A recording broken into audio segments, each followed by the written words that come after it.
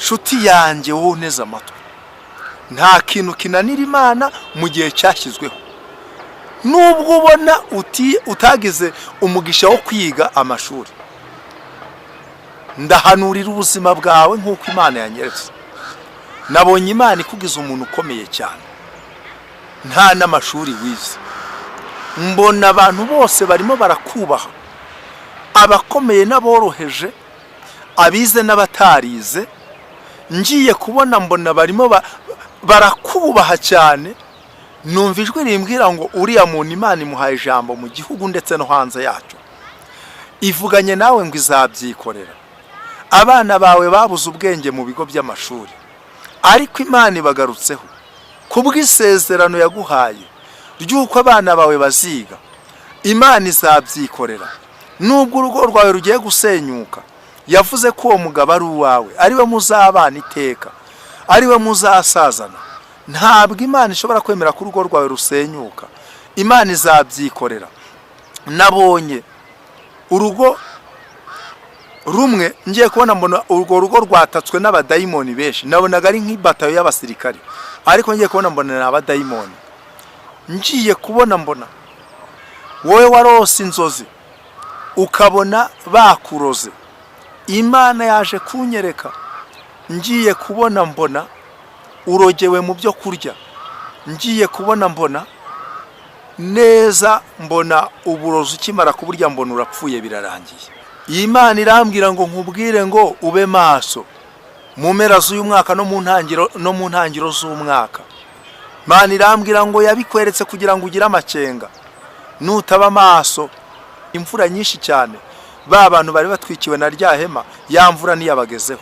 Imana irambwira ngo bwira abantu barusheho kwishyira mu bwishingizi bw'Imana, ngo kuko ari bigiye kunyagira abantu muri uyu mwaka tugiye kwinjiramo. Kandi ngo umuntu wese wasenze Imana, wegereye Imana, Imana irambwira ngo imushyizeho uburinzi. Niho Imana yamaye ijambo riri muri Zaburi 145, Zaburi 145, kuri aba bantu bariho uburinzi bw'Imana cyangwa se bariho ihema ry'Imana. Uyu murongo Imana bakuyeho amaso. Nabonye imbaga y'abantu benshi yinjira gereza, kandi ikintu cyantangaje, nabonaga harimo n'abantu bakomeye. Ngiye kubona mbona barimo barinjira gereza.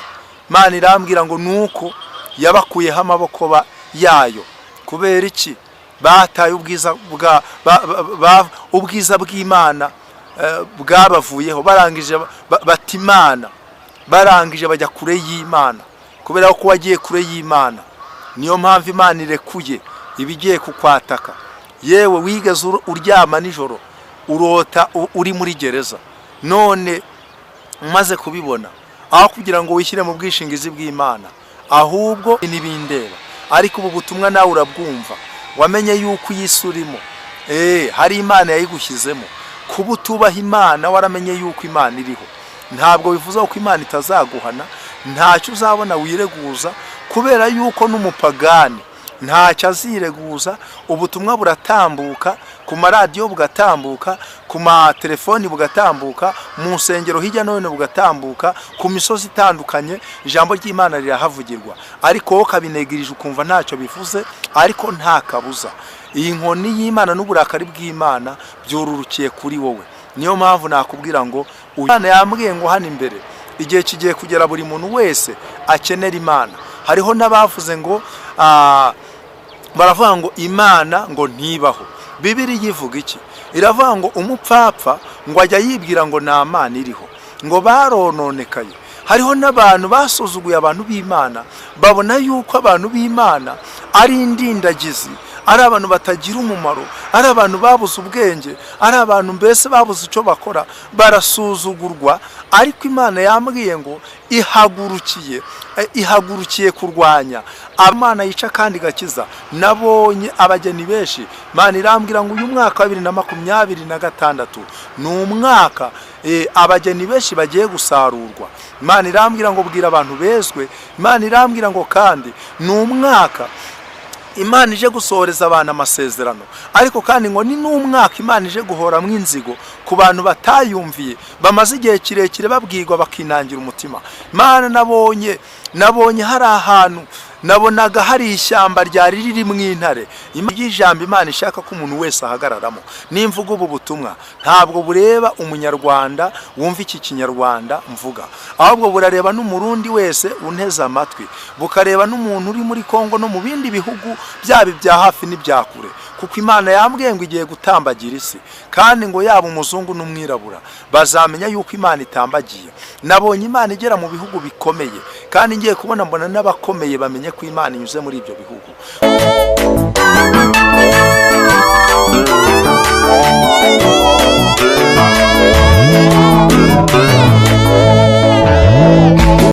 Mana Data wa twese uri mu ijuru, turagushimye.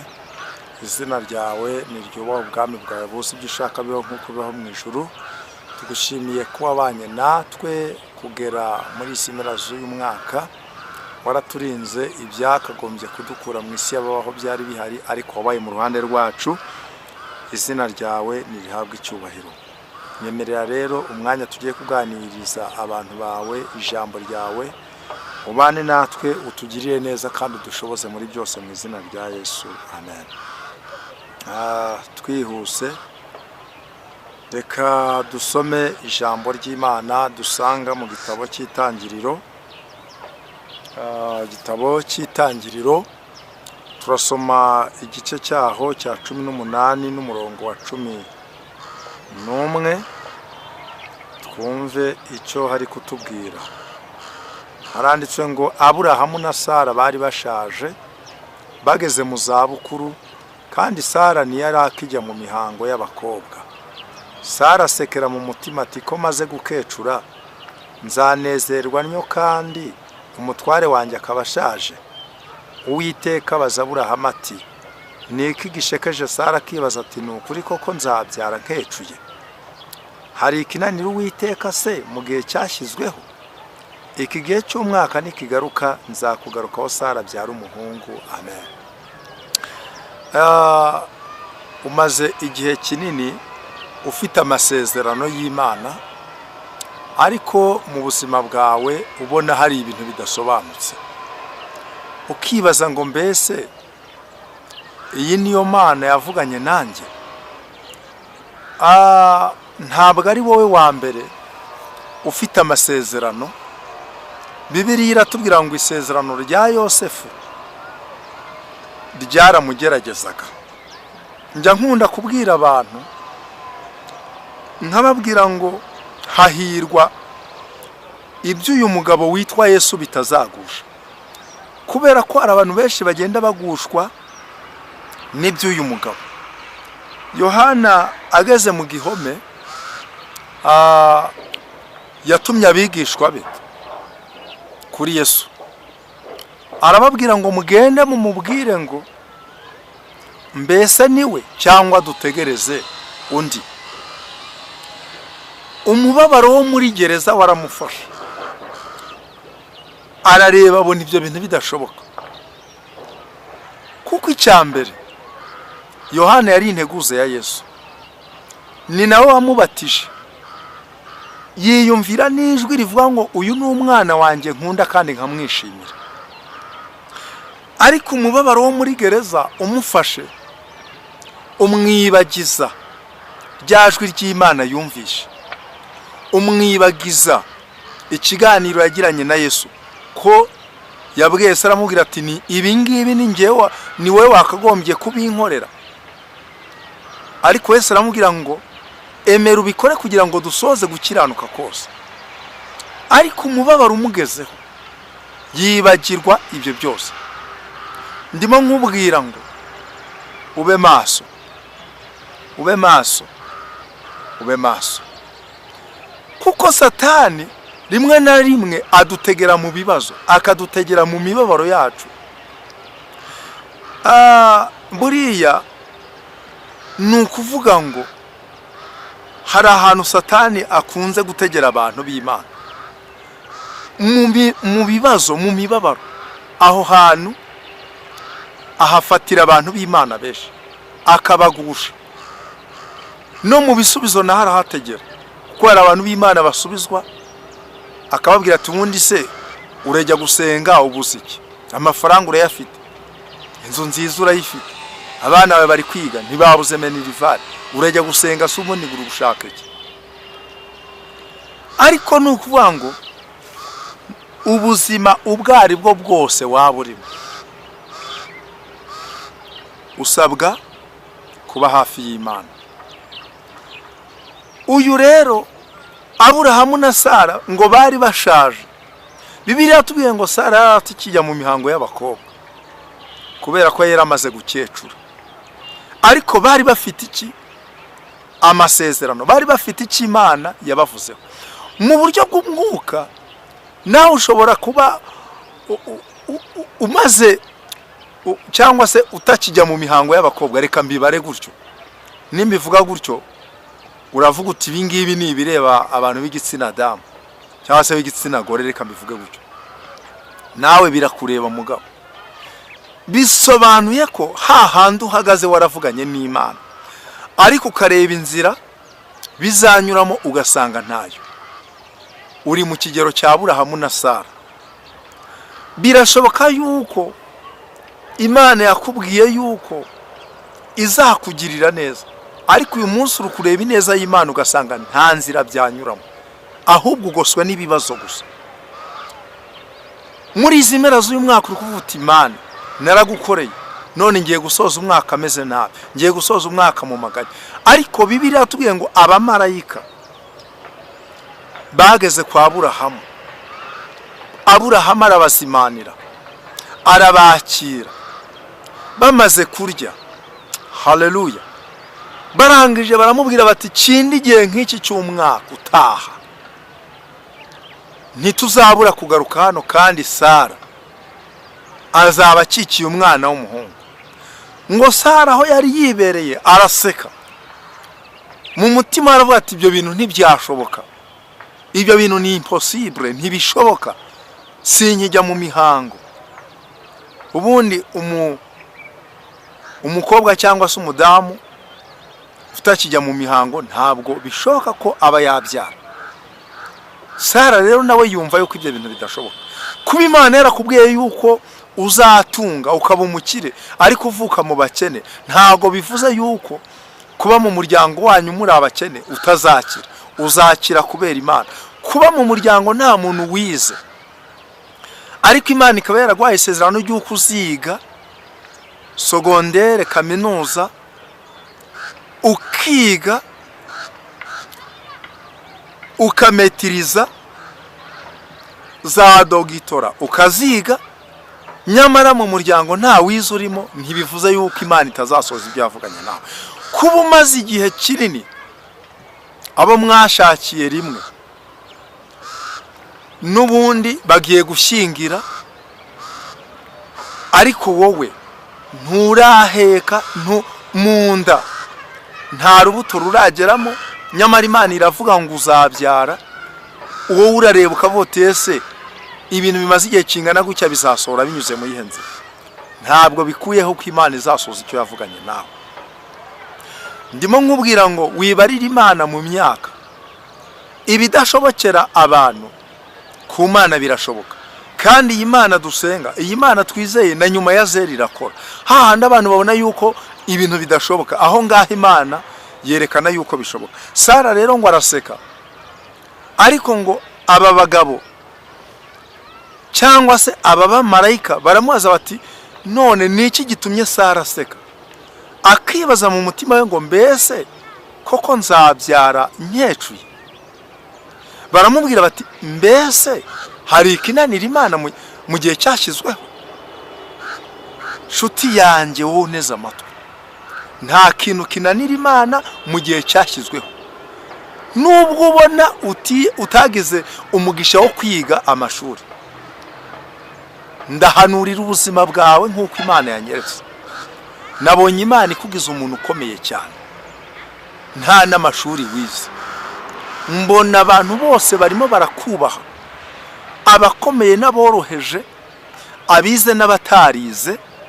Ngiye kubona mbona barimo barakubaha cyane. Numva ijwi rimbwira ngo uriya muntu Imana imuhaye ijambo mu gihugu ndetse no hanze yacyo. Imana irambwira ngo uriya muntu imuhaye agaciro mu mpande enye z'isi, ngo nubwo nta mashuri afite, ngo kandi bikoreye kugira ngo yerekane yuko ibera hose icyarimwe, ari Imana ishobora byose, ari Imana ikura ku cyavu igashyira hejuru ikicazanya n'ibikomangoma. Imereza ijambo riri muri Yesaya igice cya 48, Yesaya igice cyaho cya 48 umurongo waho wa 11, handitswe iri jambo riri kuvuga ngo kubwanjye nzabyikorera, nta cyatuma izina ryanjye ritukwa, kandi icyubahiro cyanjye sinzagihundi. Imana ishimwe cyane. Mushiki wanjye uneze amatwi, warugeze aho wumva unaniwe, Imana izabyikorera. Mwene data uneze amatwi, warugeze aho wumva unaniwe, ivuganye nawe ngo izabyikorera. Abana bawe babuze ubwenge mu bigo by'amashuri, ariko Imana ibagarutseho kubw'isezerano yaguhaye ry'uko abana bawe baziga. Imana izabyikorera. Nubwo urugo rwawe rugiye gusenyuka, yavuze ko uwo mugabo ari uwawe, ariwe muzabana iteka, ariwe muzasazana. Ntabwo Imana ishobora kwemera ko urugo rwawe rusenyuka. Imana izabyikorera. Nabonye urugo rumwe, ngiye kubona mbona urwo rugo rwatatswe n'abadayimoni benshi. Nabonaga ari nk'ibatayo y'abasirikare, ariko ngiye kubona mbona n'abadayimoni.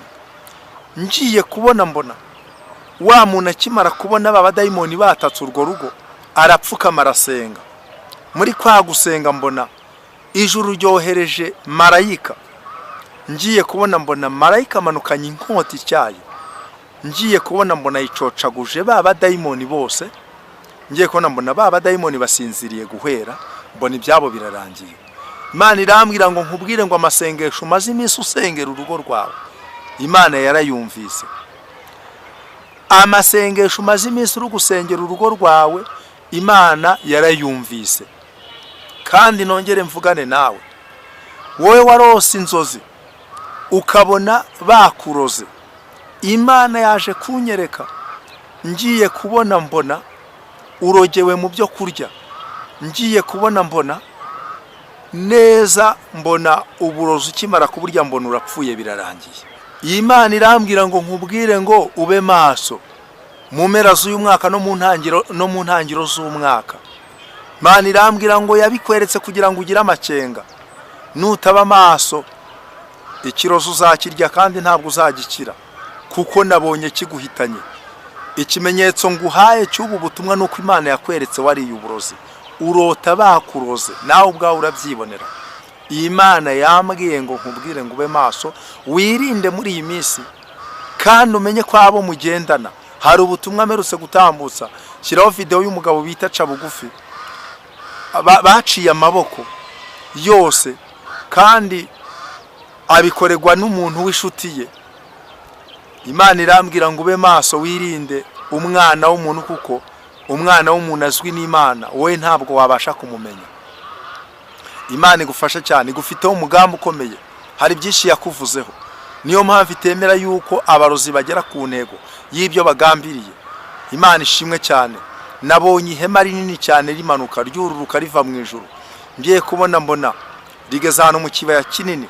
Ngiye kubona mbona cya kibaya kinini, rya hema mbona ritwikiriye mw'abantu benshi cyane.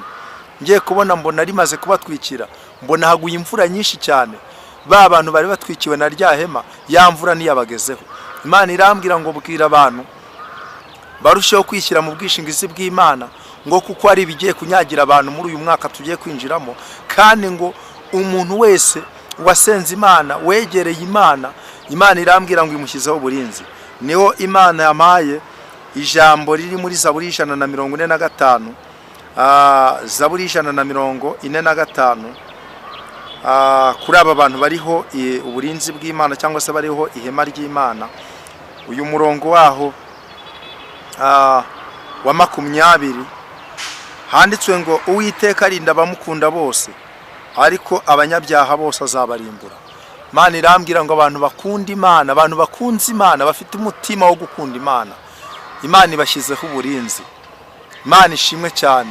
Ariko abantu bamenyereye Imana bakaba bari gukora ibyaha, bagasambana, bakajya kuroga, bakagambanira bagenzi babo, Imana ibakuyeho amaso. Nabonye imbaga y'abantu benshi yinjira gereza, kandi ikintu cyantangaje nabonaga harimo n'abantu bakomeye. Ngiye kubona mbona barimo barinjira gereza. Imana irambwira ngo nuko yabakuyeho amaboko yayo. Kubera iki? Bataye ubwiza bw'Imana bwabavuyeho, barangije batimana, barangije bajya kure y'Imana. Kubera ko wagiye kure y'Imana, niyo mpamvu Imana irekuye ibigiye kukwataka. Yewe wigeze uryama nijoro urota uri muri gereza, none umaze kubibona, aho kugira ngo wishyire mu bwishingizi bw'Imana, ahubwo ibyo ngibyo urashaka kubyirengagiza. Nyamara Imana yakweretse yuko nutaba hafi y'Imana uzajya muri gereza. Imana yambwiye ngo uyu mwaka abantu benshi bagiye kwinjira gereza kubwo kujya kure y'Imana. Iyo tuvuga ibi ngibi, hari abapagani bavuga ngo ibi ngibi ntibindeba, ariko ubu butumwa nawe urabwumva, wamenye yuko yisurimo. Hari Imana yayigushyizemo. Kuba utubaha Imana waramenye yuko Imana iriho, ntabwo bivuze ko Imana itazaguhana, ntacyo uzabona wireguza, kubera yuko n'umupagani ntacyo azireguza. Ubutumwa buratambuka ku maradiyo, bugatambuka ku matelefoni, bugatambuka mu nsengero hirya no hino, bugatambuka ku misozi itandukanye. Ijambo ry'Imana rirahavugirwa, ariko wowe kabinegirije ukumva ntacyo bivuze. Ariko nta kabuza, iyi nkoni y'Imana n'uburakari bw'Imana byorurukiye kuri wowe. Niyo mpamvu nakubwira ngo uyu mwanya nushaka uce bugufi. Hari abantu bajya bihagararaho ngo Imana ngo ntabwo ikanga abantu, ngo Imana ngo ntabwo itera ubwoba, ngo Imana ntabwo ihaniraho, ngo Imana ngo ntabwo izana ngo ndakwica. Ariko ibyo ngibyo ninde wabibabwiye? Yarimbuje isi yo ku bwano w'amazi. N'uyu mwanya iracyafite uburakari bw'abantu bayimenye, bamara kuyimenya bakajya kure yayo. Imana igira umujinya, kandi umujinya w'Imana ndagira nkubwire ngo Bibiliya iwuvugaho ikavuga ngo biteye ubwoba gusumirwa n'amaboko y'Imana. Amaboko y'Imana ko agiye kugusumira, urumva uzayahungira hehe? Nyemerera uyu mwanya, we wari utakaje ibyiringiro, ibyo bikagukura mu buntu bw'Imana. Ni Imana twambaye, ni Imana twariye, ariko nabwo tutambaye, ariko nabwo tutariye, turi mu makodi, dukenye dukize, ni Imana. Ubuzima bwose waba urimo ni ubuzima bugusaba gukenera Imana. Imana yambwiye ngo hano imbere igihe kigiye kugera buri muntu wese akenera Imana. Hariho n'abavuze ngo baravuga ngo Imana ngo ntibaho. Bibiliya ivuga iki? Iravuga ngo umupfapfa ngo ajya yibwira ngo nta Mana iriho, ngo barononekaye. Hariho n'abantu basuzuguye abantu b'Imana, babona yuko abantu b'Imana ari indindagizi, ari abantu batagira umumaro, ari abantu babuze ubwenge, ari abantu mbese babuze icyo bakora, barasuzugurwa. Ariko Imana yambwiye ngo ihagurukiye kurwanya aba bantu barimo gusuzugura ubwoko bw'Imana, ndetse kandi bakirengagiza yuko no kuba bariho ari amasengesho y'abantu b'Imana, bakirengagiza yuko no kuba bariho ari uko abantu b'Imana bajya imbere y'Imana bagapfukama bagasenga.